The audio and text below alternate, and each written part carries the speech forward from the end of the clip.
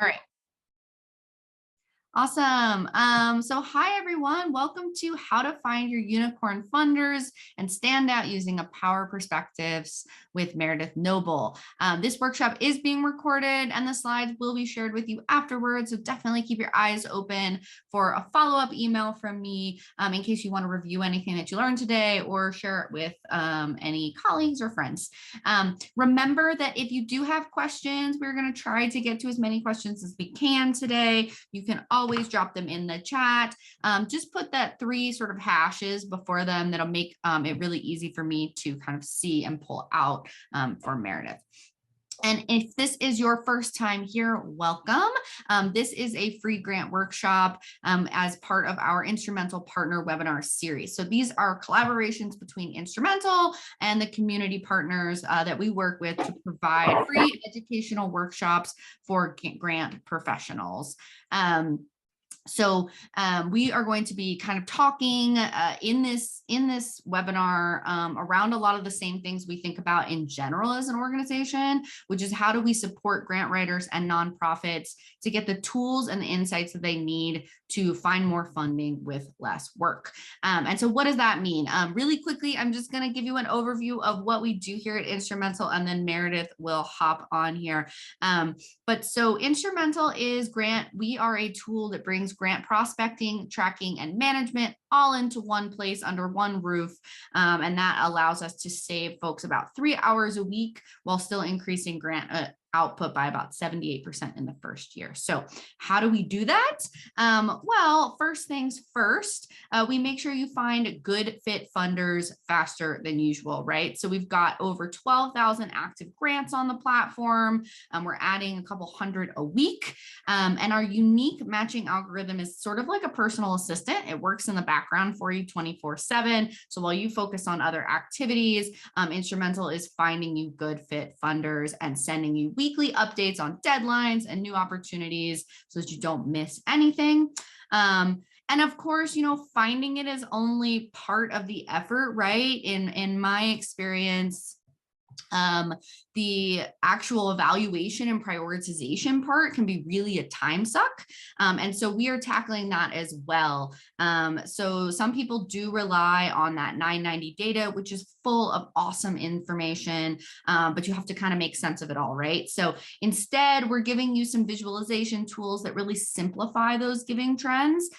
So for example, up on the screen right now, you're looking at a chart of one of our grant makers in their past median kind of giving, also where they focus geographically, as well as kind of what their openness is to new grantees versus repeat grantees, so we can get a sense of the competitiveness, right? So we can kind of answer those really important questions like, you know, do they fund in my geography? Are they funding similar organizations? And how competitive is this opportunity, right? And beyond that, you know, then you're going to need to communicate all of this information with your team, right? So things like assigning tasks really quickly to your team, adding notes, storing documents and templates, all of that alongside the RFP and funder information so that everything is in one place. And then finally, we are talking about tracking, right? So hopefully you've won that award and you are sort of wanting to track it and manage your reporting. So our tools let you kind of visualize everything that's coming up, everything you're working on, whether that's in a list view, which you kind of see in the background here, or a calendar view with all of our deadlines and internal due dates on there. So reporting can just be super quickly. We can show our board and our director what is going on. So that is a few things about Instrumentl. I don't want to take up more time. If you're interested, we are offering everyone 14 days free today of our standard plan, which has some really new fun features on it. So you definitely want to check that out if you haven't checked out Instrumentl before. I just dropped a link in the chat with that, and I can drop it again as well throughout if you have questions. So just let me know. But I don't want to take up any more time. So with that, I think that I will go ahead and let Meredith take over sharing. And I will also introduce you. So we're really excited to have Meredith with us today. Meredith has been a longtime partner of Instrumentl. We love working with her. And a little bit about her. Where did my, yep. So yeah, with all that housekeeping kind of out of the way, we're so excited to have Meredith with us. So Meredith is the co-founder and CEO of Learn Grant Writing. And she is on a mission to inspire other women to pursue their entrepreneurial dreams. In her career, she's secured over 45 million in grants before pivoting her consulting practice to teach others how to write grants. Her expertise has been featured in Fast Company and her book, How to Write a Grant, Become a Grant Writing Unicorn, which is a #1 bestseller for nonprofit fundraising and grants on Amazon. So you should check that out. Beyond that, Meredith is a 5th-generation Black Angus cattle rancher from Wyoming. She now lives in the mountains of Valdez, Alaska, and she's building a remote yet connected company. Meredith also has a degree in marketing from Gonzaga University. So Meredith, it's so great to have you here. With all of that out of the way, I will go ahead and pass it over to you. Right on. Hi, everybody. I move very quickly, so good news, you get a recording and the slides. And I can somehow do 2 things at once. So if you have questions, please throw them in the chat box. If I think that I can answer it as I'm going, I will. And otherwise, we will just hit it at the end. Okay, so what we're known for around here at Learn Grant Writing is launching careers. So we help those that are trying to, want to get into grant writing, want to go consulting, you want to land a new job, grow in your new job. That's what we're known for. So I need to get oriented with where you're all at. It'll influence my decisions on what we cover today. Do we have this in the survey question or only the next question? I think it's only the next one. So drop it in the chat and let us know. Yeah, just 1, 2, or 3. 2. A lot of not yet. This is great. Okay, cool. This is good. I will make no assumptions. Cool. All right. Using the trial, not yet. All right. Good. Sweet. Okay, that's helpful. Thank you. All right, this one we have up. We have a survey for. Which situation best describes you? That was helpful. Seeing some intros helped me out, but we're going to pop up that survey. Can you do that on your end? I hope. I have to do it. Do you see it? Yeah, there we go. We got people answering. We're at about 20, 30% and growing quickly. Okay, must be because I can't see it on my end or something. So good deal. All right. I think you may be able to see it now.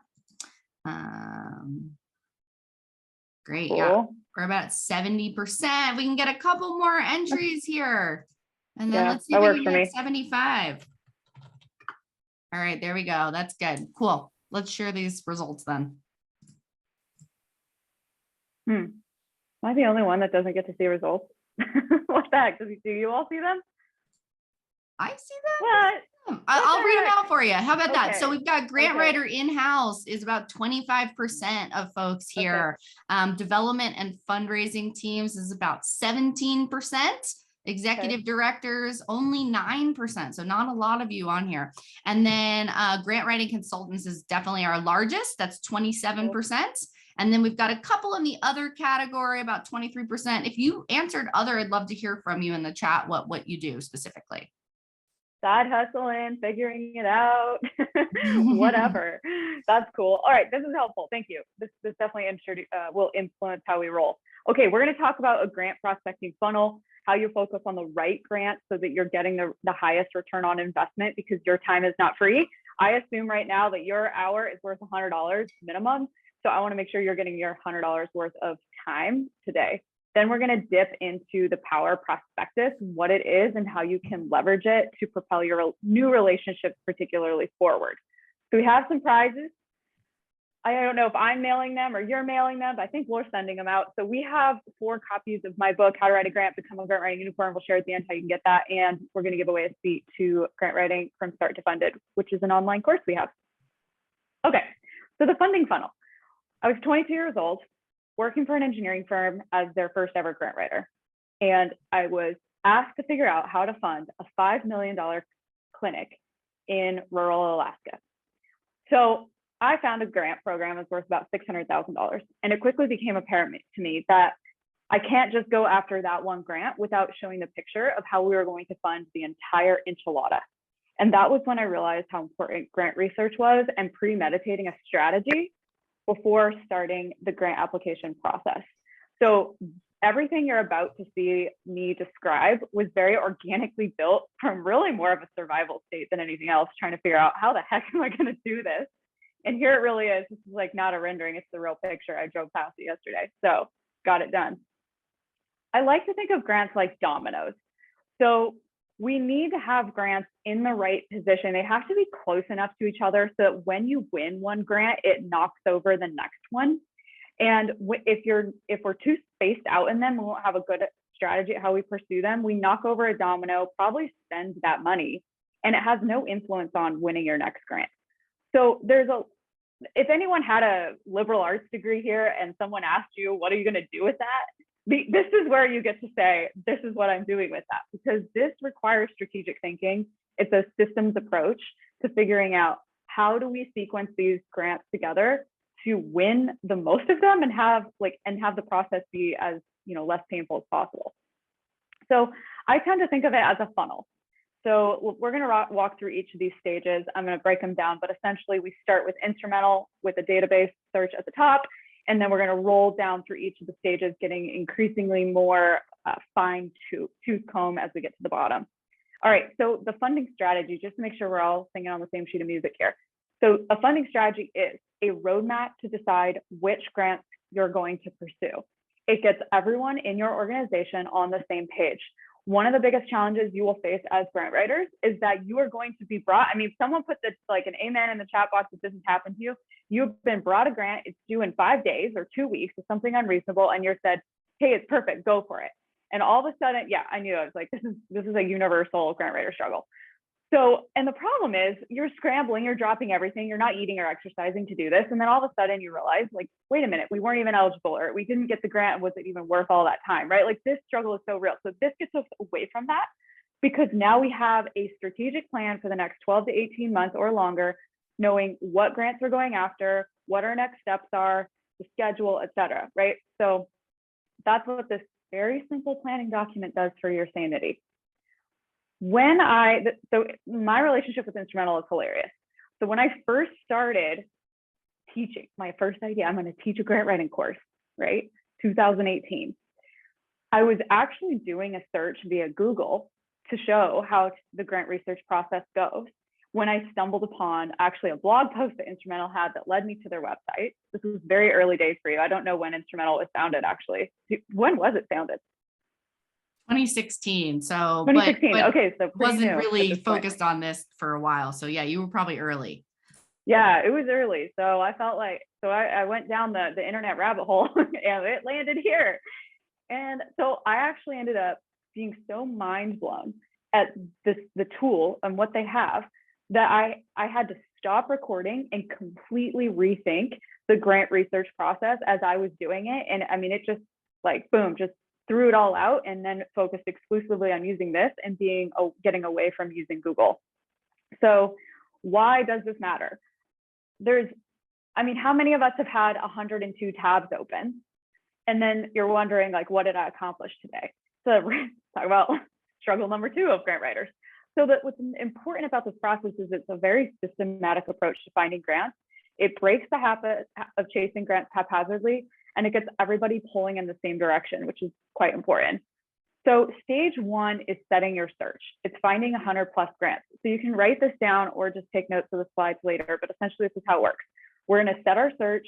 We're going to find 100+ opportunities to consider, and we'll go from there. I'm not going to, in the interest of time, run through actually using Instrumentl to do this, even though I have in the past. You can go onto YouTube and find a video where I've done it with you with Instrumentl in the past. But just a couple pro tips when you're setting up your search, because this is where people in our community will say, I'm not getting results. And I say, post your search engine, or post how you set your search, and we'll look over it.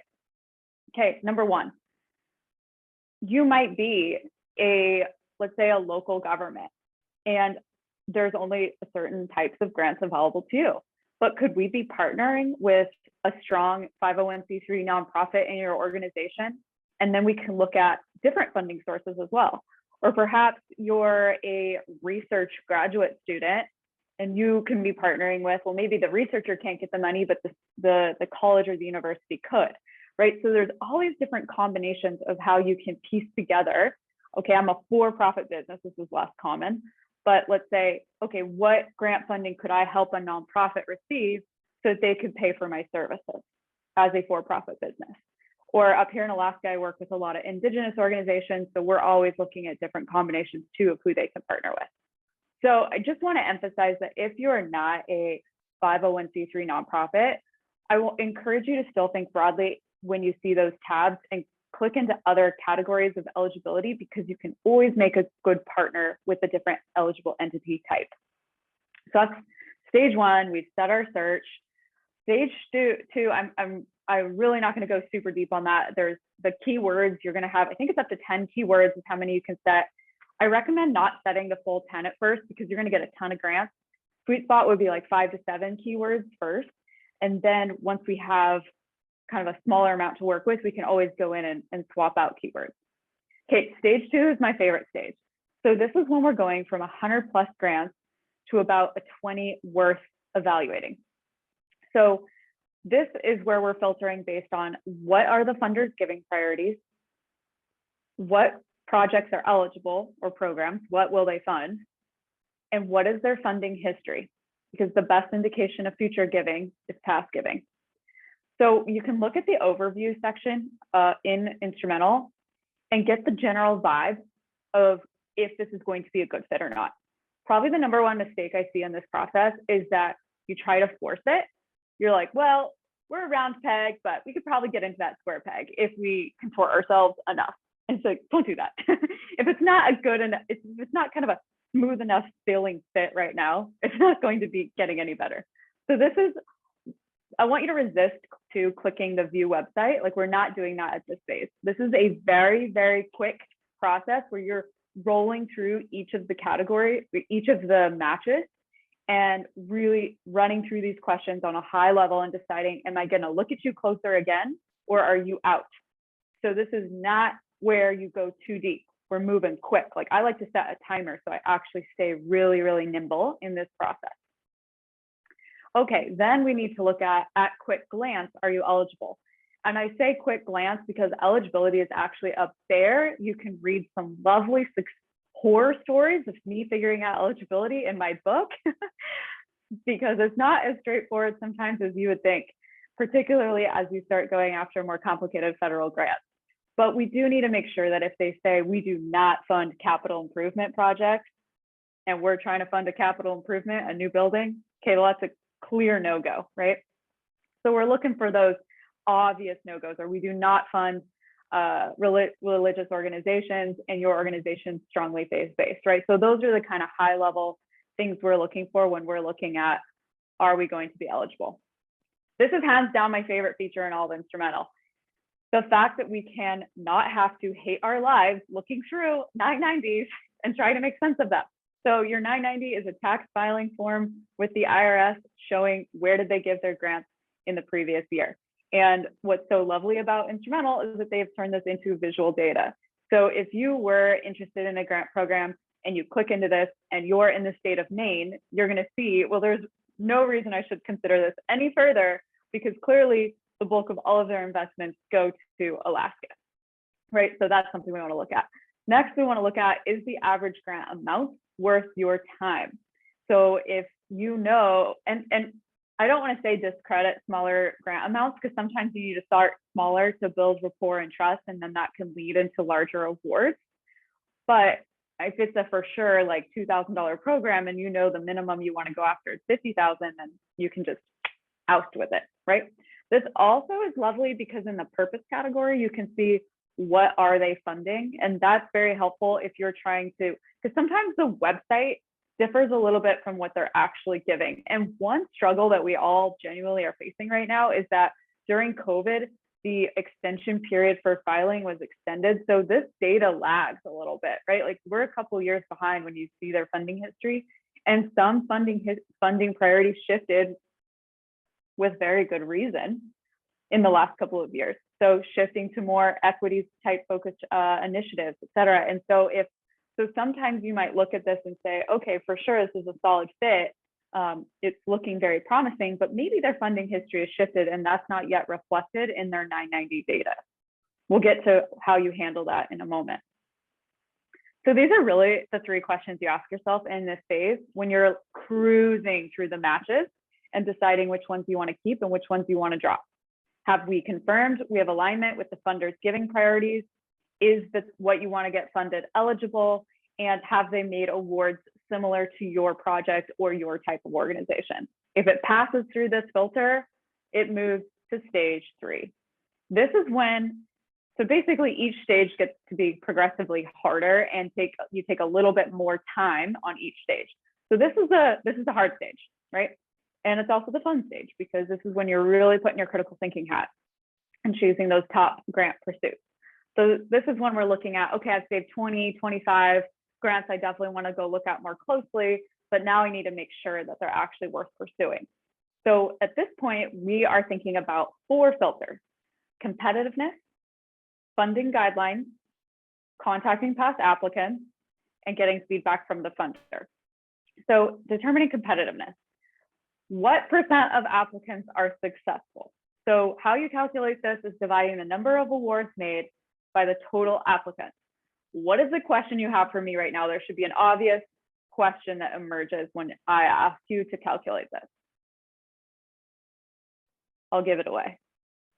How do you know how many people are applying and how many awards there are? Bang, thank you, you got it. That is not public information. You're not going to see how many people applied. Granted, sometimes a website will say what % are awarded, but often that's not actually accurate. So the only way you figure this out is to contact the funder, which I think in my next slide, I have an example of that. So here's a very chill way of asking this, saying, so subject line maybe is like, quick question on programs blank. Hey, Barbara, we are interested in your grant program. We are gauging competitiveness. How many applicants applied last year? What % of those were successful? So, or another, you can really tone it down, and you can, even if you don't ask for how many applicants applied, can you just give me the ballpark of what % of applicants that applied last year were successful? And the reason we're asking this is that we don't want to waste your time pursuing a grant that only has a 2% chance of getting funded. It's simply not worth it. You could put together the world's most beautiful, perfect application, but guess what? So is someone else, right? So we want to be targeting generally a 20% or greater chance of odds, because then we're just dealing with good odds. You have to put a lot into this, right? Now, here's something you have to be aware of, because I literally have 500 people doing this within our Global Grant Writers Collective, asking all the time for this information as they're doing their homework. Some funders just won't respond with it.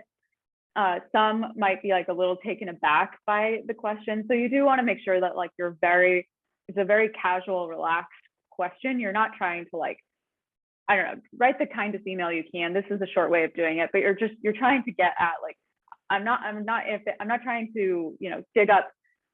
Basically, you're just trying to say like, I don't need an exact number. Just give me a ballpark, even a range. And that usually is enough to just be like, oh, okay, I understand what they're looking for, right? So Beth has a good question. So what if there is no past history or it's a new grant? This is legitimately happening right now because of all of the ARPA funding that's coming out. So are you talking specifically about federal grants or foundation grants? I'm curious if it's one or the other. So one thing that can be helpful with federal grants, and I don't know if I have it in here, no. How many people here would be ARPA? Yeah, okay, we're just gonna take a little field trip. Someone give me a federal grant that they're interested in. So we're gonna go, we should be using Instrumentl, but just to show you this quick math, this is just a really easy one. So let's see, we're gonna go transportation perhaps. Let's see. Actually, I just did one. Middle mile. I just did a federal grant training, and so if this is on top of my head. Search, middle mile, we want closed. Here it is, this middle mile grant program. Oh, they don't have it, dang. Okay, going back. 1 second, we'll find one. see if this one has one. Okay. Well, this is not the best example, but you can take the lesson here. So you take the total amount of funding available, $4 million, and you divide it here by the expected number of awards, which this is only saying one person is getting this program. So obviously that's a pretty easy calculation. One person's getting this grant for $4 million. But usually you'll see something, particularly for these ARPA grant stuff, where let's say it's like 80 million, 32 awards. So you can go 80 million divided by 32 awards, and that's going to give you your average. So even though the award ceiling and award floor are going to be quite variable, you know you want to be pretty close to that average. So I hope that that's helpful in terms of like getting an idea when you don't actually have past history to look at. And Chloe's then asking, should this question be the first communication with the funder? So I think it's an easy way to get to kind of open that door and start having communication and saying like, we're really, I think it communicates to you, we're really excited about this program. We want to make sure we're a good fit for you before we reach out to have like a more full-fledged conversation, but just to make sure this is a good use of our limited resources. We just want to get a handle on what competitiveness is. So I like it as just a quick, because I don't want to go to the effort of doing all of this preparation for a super deep dive call with them or connection if they are only funding 2% of their grants, right? So it is one way of just sort of, it's a pre-filter before we're going to be reaching out. Okay, reading funding guidelines.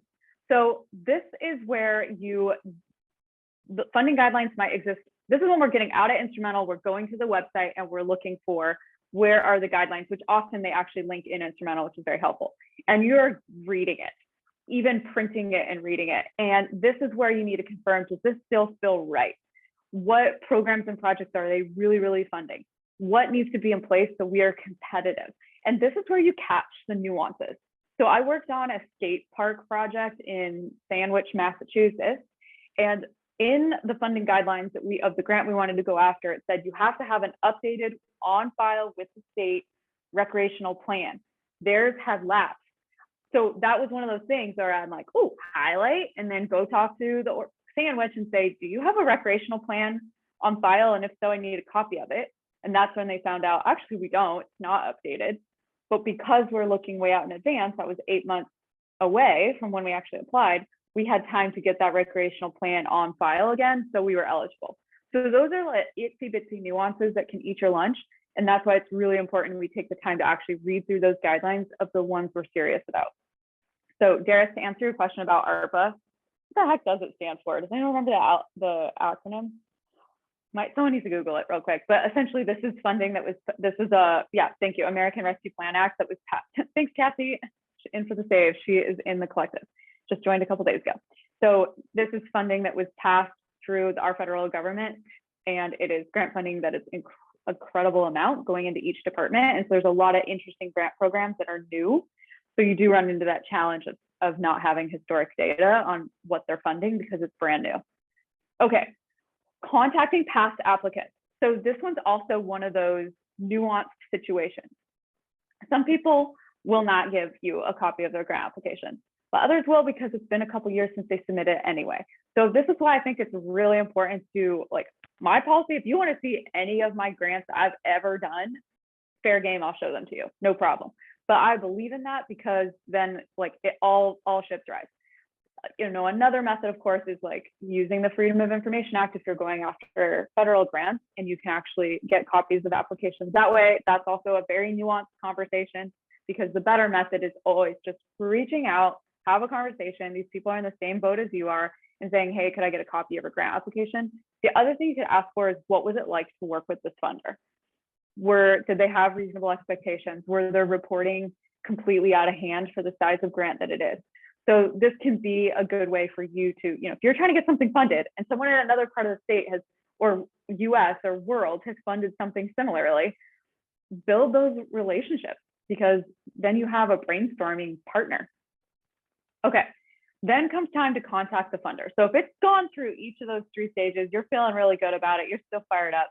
Now we have to contact the funder and confirm that you are a good fit for each other, building a meaningful relationship, right? So often what I find is that you get a little nervous to contact the funder? Does anyone ever feel that way, like not knowing what you want to ask or say? So I have 10 questions that I will give you at the end of this, because we didn't have time to go into it today, that you can use as a starting point to help you guide your conversation, in addition to the questions you're going to be sourcing anyway from reading the guidelines. Okay, so shifting gears, now we're in the phase of we are contacting the funder. So we're going to talk about what I call the Power Prospectus and your tangible transformation sentence. Get ready to work. We're going to actually workshop them together. So I do want to get a handle on how people feel about contacting funders. Did we turn this into a survey? I can't remember if we did or not. We did not. We didn't. Okay, so just 1, 2, 3, or 4. Nervous every time, old pro, do it regularly, don't have a lot of experience. 3s, 1s, 3. And a lot of 3s. A lot of 3s.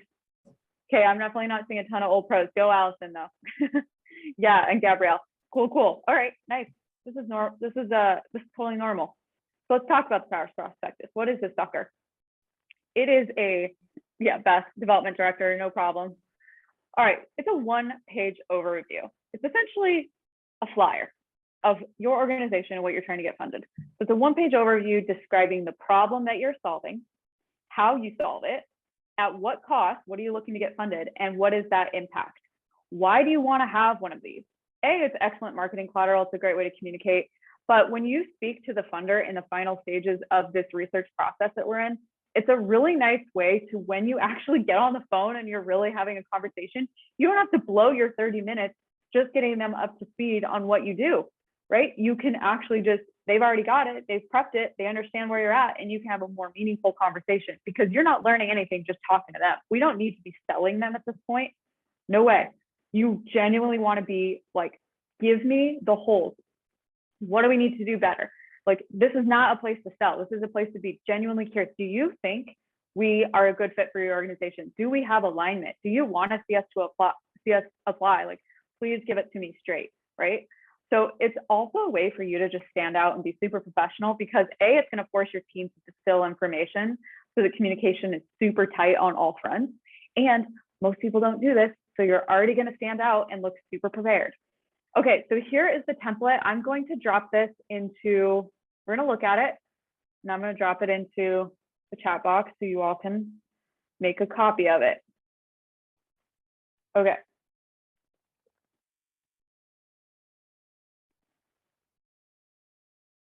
I think, Martha, that really depends. I would not necessarily agree with you. For the most part, they do not want you to reach out to them. That's definitely not been my experience. They want a relationship built with you in a big way. If a funder says they don't want to, they obviously have a different process where often the board is helping source the projects.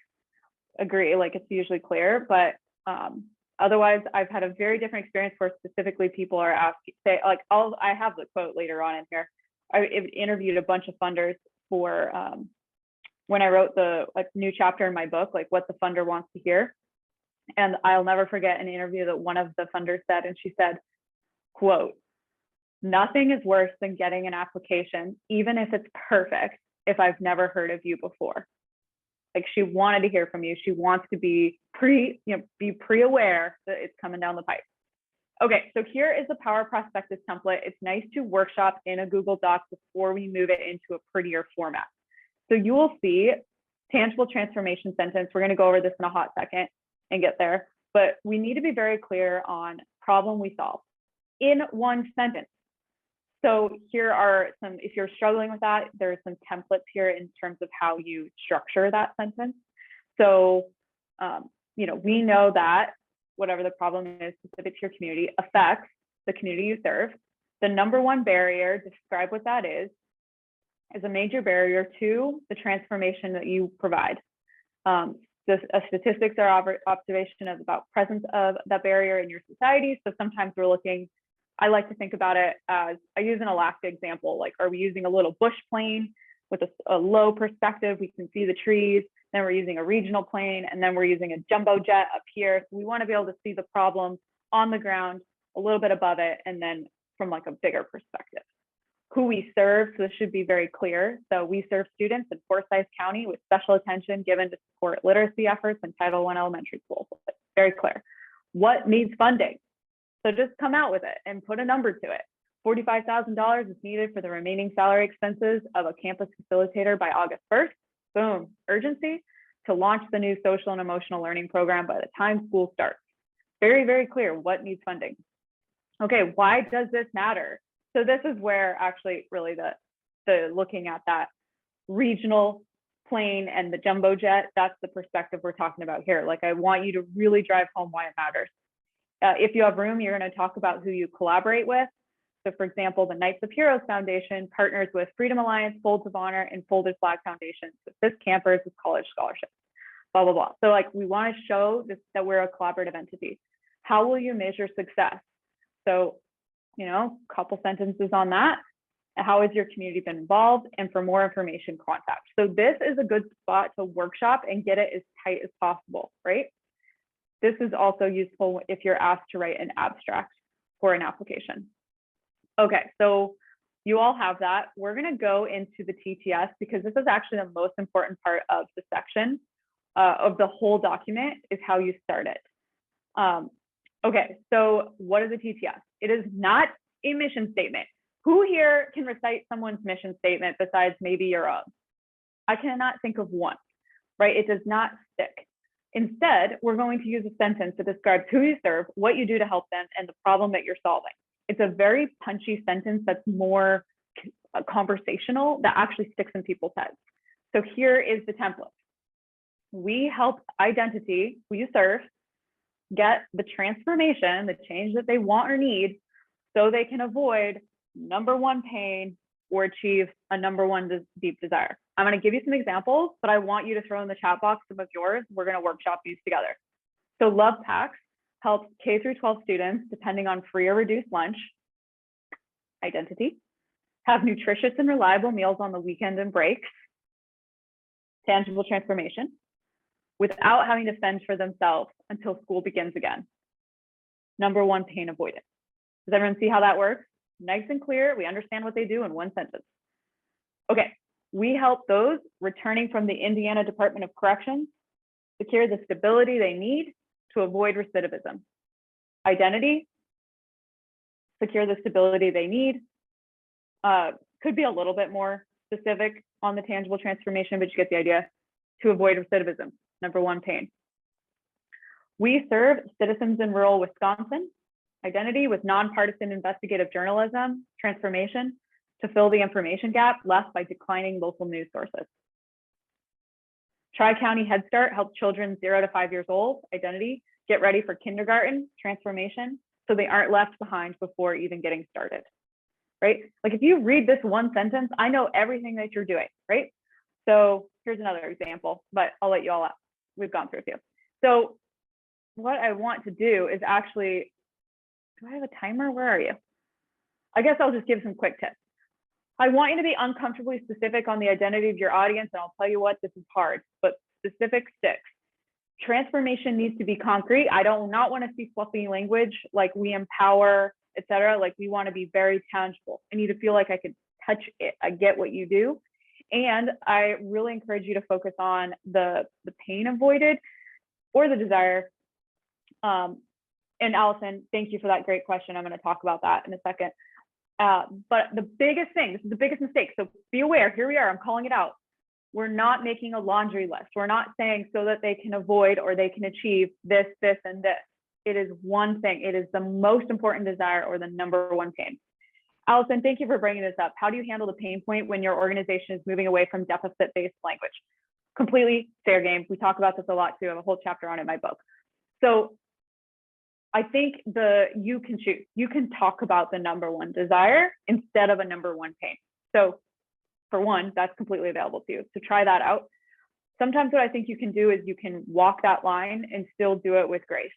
So it can, perhaps the TTS is number one desire, but when you do talk about the problem you're solving, you can do so with grace, but you can still create that urgency of saying like, we are here to solve something, because if this wasn't an issue, we wouldn't exist, right?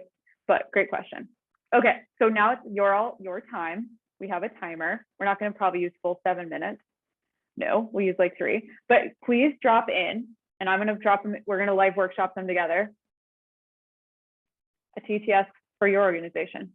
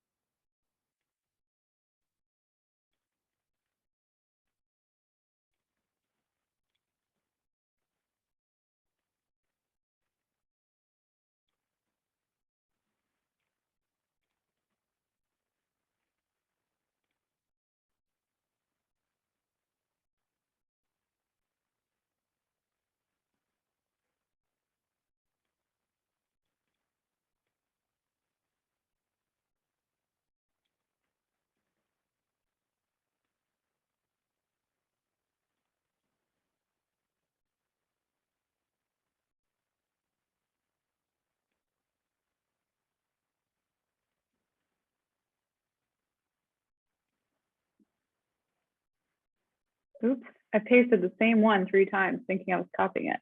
Dang it.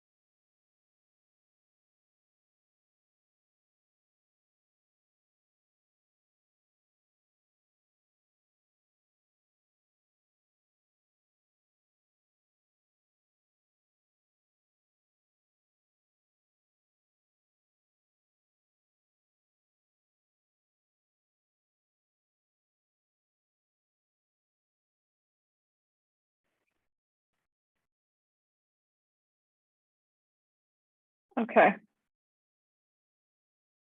There's probably as many, dang it, why do I, as we have time to workshop.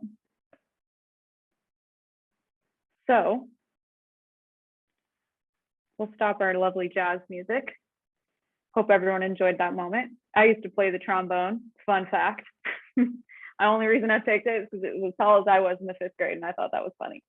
Okay, so let's start with Sweet Deeds. So Sweet Deeds is a 501c3 nonprofit.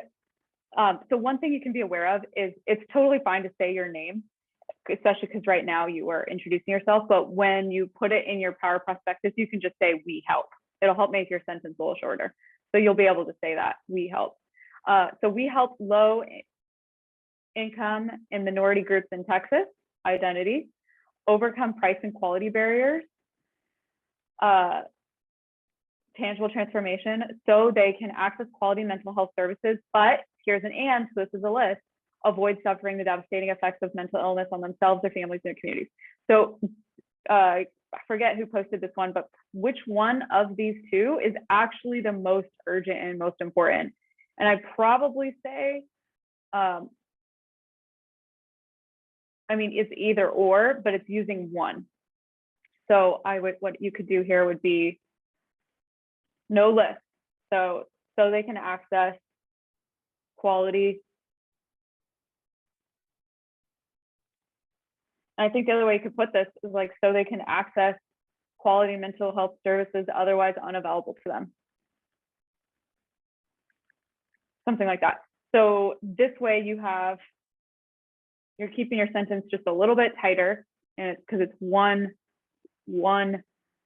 pain or deep desire achieved. So it didn't mean to underline, let's go for italics. That's good, it's really solid, excellent work. Okay, Logan, build accessibility and safety home modifications for children with disabilities. Okay, so here, build accessibility and safety home modifications is your tangible transformation, great. For children with disabilities, do you have anything more specific in terms of location? You could add that if so, but otherwise, that's cool. This is your identity. You're kind of reversing the sentence structure, but this is a list of this is like the features. This is the bells and the whistles of what you do, but that really is stated here. And so that's not getting at why this is important. So I want you to really think through, we're going to get rid of that list and instead say, so that, and then fill in the blank. So that number one pain is avoided or number one desire is achieved. So that's, and from their perspective, like, what does this mean to the families? What does this mean to the child? What does this mean to their life? That's what needs to go here, not the sort of the features and the specifics of your transformation, because that's clear here. Does that make sense? Yes. Okay, good, good. Let's take on one more. So Mountain of Hope Foundation provides GAP scholarships to help local students 17 years and up. So, so this is kind of a blend. So it's like what we could do is go here, helps local students 17 years and up with GAP scholarships to pay for post-secondary education expenses.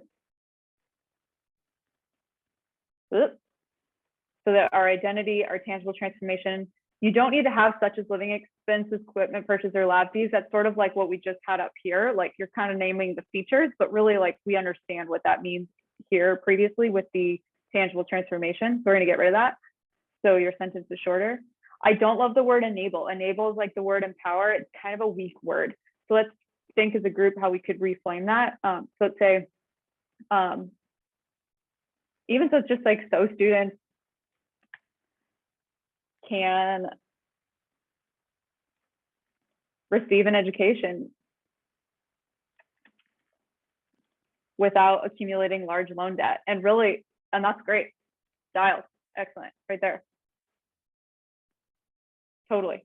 Build capacity can be a little bit of, there's a word for it. I have a gal in my class, in my program, that's a writing workshop facilitator. And I forget what she calls it, but it's like, we have these words we use so much, like sustainable, et cetera, that we've even built capacity. Like we've almost used them so much, they've lost their meaning. Buzzwords. Thank you, Elaine. Thank you. Elaine was at the retreat that we held 2 weeks ago in Sedona, so you remember it. Thank you. Okay. So anyway, does everyone find this helpful in terms of thinking about how to dial in one sentence your TTS? Okay. So now what I want to show you real quick, and we are like, holy smokes, out of time. Oops. Nope, we don't need the timer anymore. We're going to take a look real quick. I'm going to click through this at some examples. Okay, so here's an example of taking that Power Prospectus template. You've resolved and figured out your TTS. Now let's actually make it pretty. So this is where Canva comes in handy. So here's an example of one.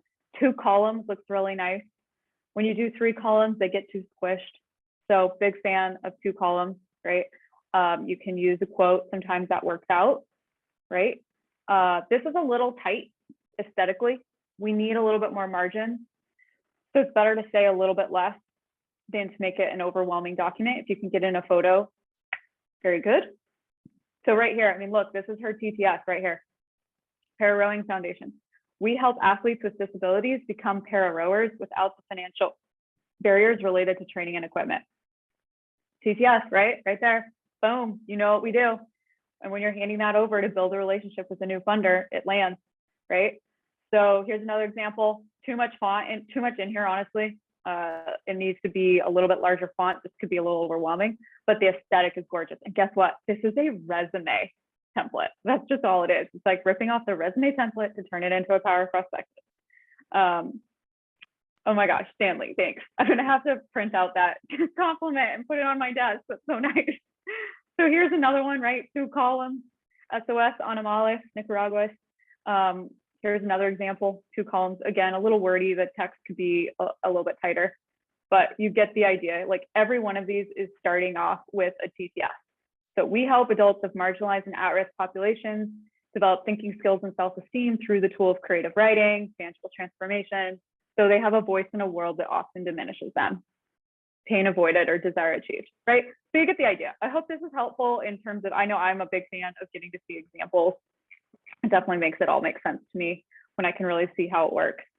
So there you go. You've got the Power Prospectus template. You can totally go workshop your tangible transformation sentence. I drew, let's see, I'm going to click through this because we need to keep moving. We saw the examples. Big fan of Canva. It's free. It's fun. It's easy to use. Stock pictures and tools is also very convenient. So a little bit of a learning curve. So if you're frustrated at first, just keep pushing through. It gets better. Okay, we saw the examples. So why do we do this? So the reason we send it, and I think I already said it, is that we want to spend time actually having a conversation, right? Not just telling them about your project and learning nothing. We're here to actually learn. We got to remember what we're doing here, and focusing on, what was this one for? Oh yeah, this is another resource that I'm going to give you. So you have the questions, because we don't have time. So here is a summary of the funnel. I think that Celia will be sending this out also via a PDF, but if you are comfortable with making a copy of it, you can download this all yourself. But the idea is, here are some sample questions that you can ask when you start having those conversations. So I'm going to drop it in the chat box right now. Okay, hopefully everyone can have access to that. Okay, I'm seeing faces drop up. So there you go. And then I've linked also a bunch of free resources that we provide. Okay, so here's that quote I mentioned. Nothing was worse than getting an application out of nowhere, even if it was perfectly prepared. So it really is important to contact that funder and start building that support. Okay, so we're shifting gears yet again.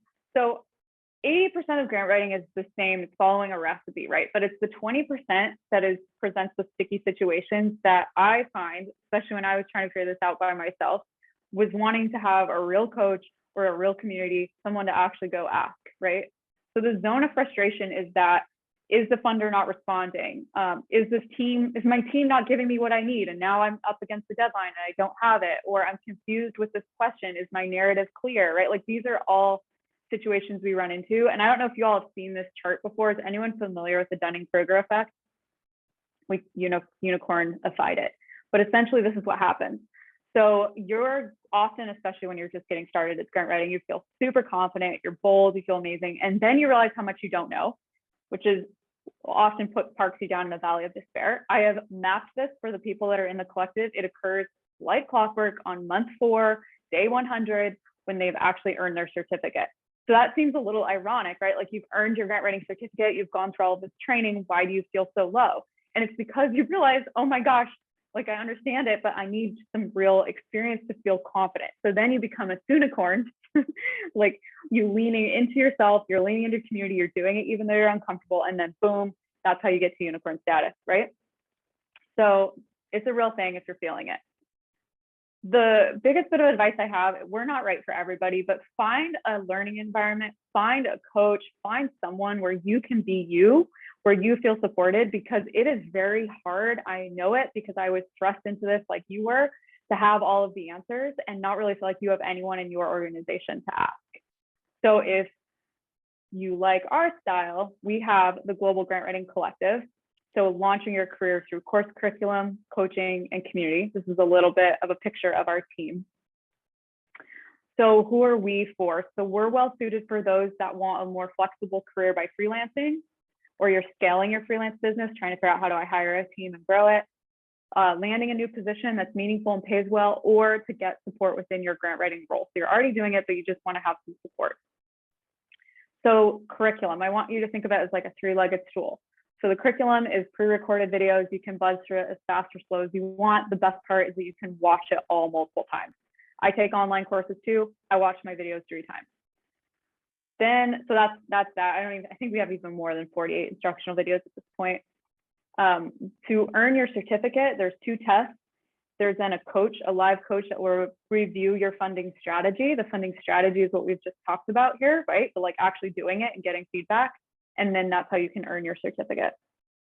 Wow, and thank you, Maya. Super appreciate that. So coaching calls, these happen twice a month. If you can't make the call, you can still submit your question and we'll answer it. And we will then post it within 24 hours and it's time-stamped. So you can go back and look. I have had people go back and watch all coaching calls, and these can last up to 2 hours. Like, we go really, really deep on giving you that personalized look at whatever it is that you're working on. So whatever it is, bring it. This is where the sticky situations get untangled. There's also a lot of action in the DMs. Like we build a lot of friendship within the group. So people are helping each other, which is very helpful.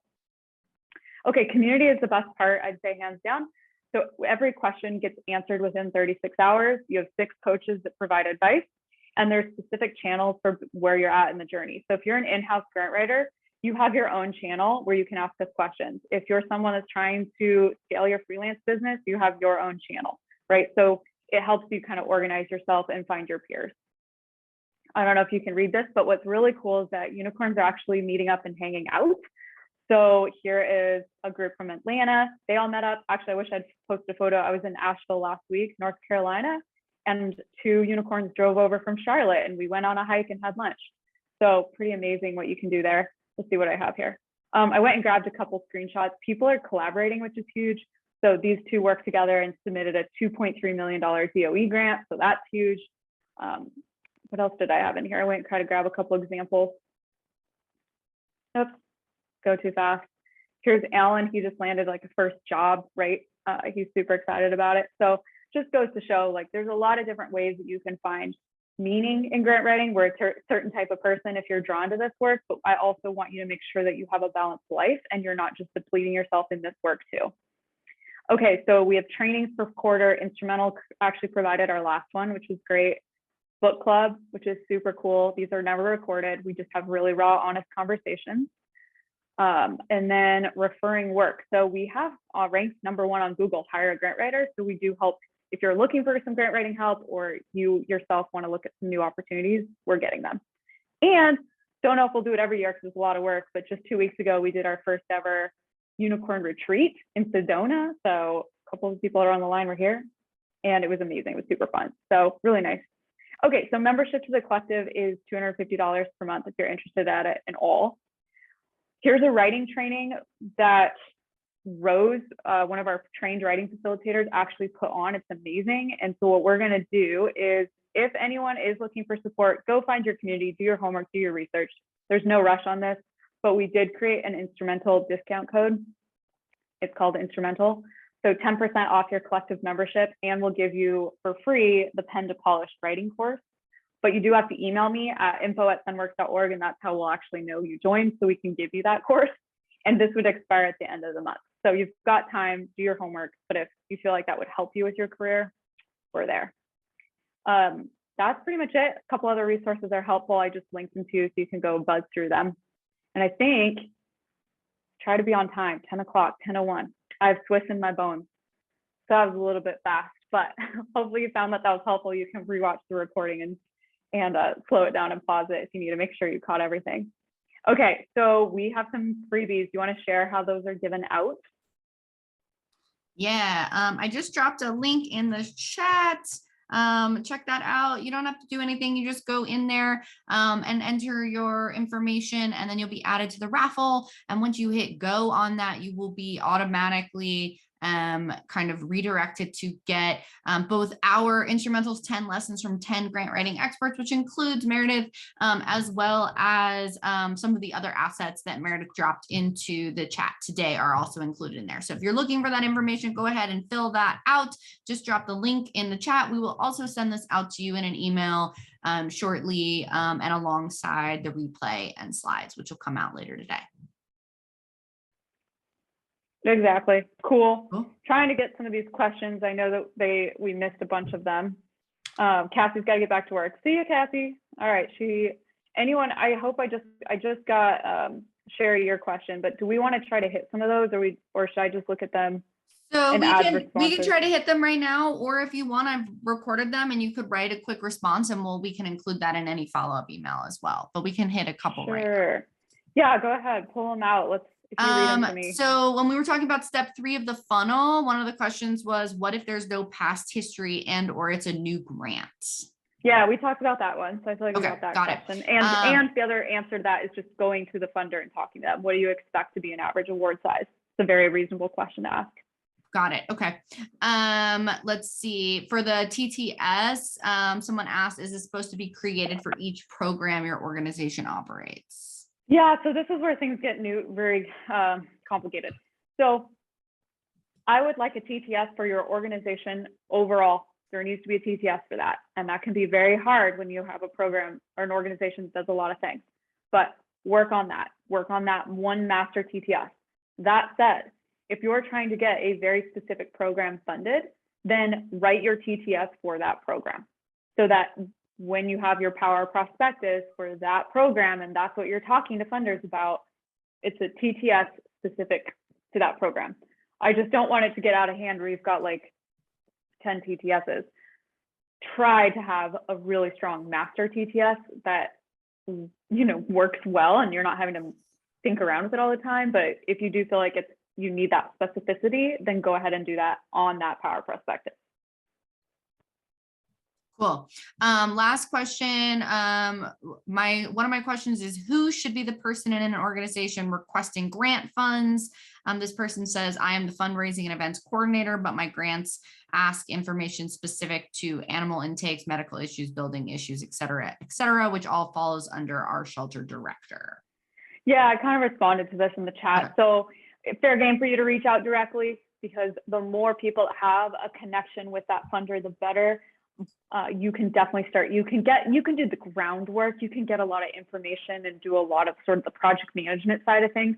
And then if you feel like you need to bring in that director or someone else to participate in a future call, then you can do that. But it's totally fair game for you to reach out.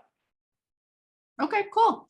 I think that was it for the questions. So thank you everyone so much for joining us today. We are going to be sending out some communications in just a minute, which will include the link to the freebies. It'll also include that Instrumentl sign up link if you do want to try 14 days of the new standard plan. And yeah, and I think that's it. Yay. Thank you so much, everybody. I sure appreciate it. I hope you have an amazing week. Drop a line if you need anything. All right. Thanks, everybody. See you next time.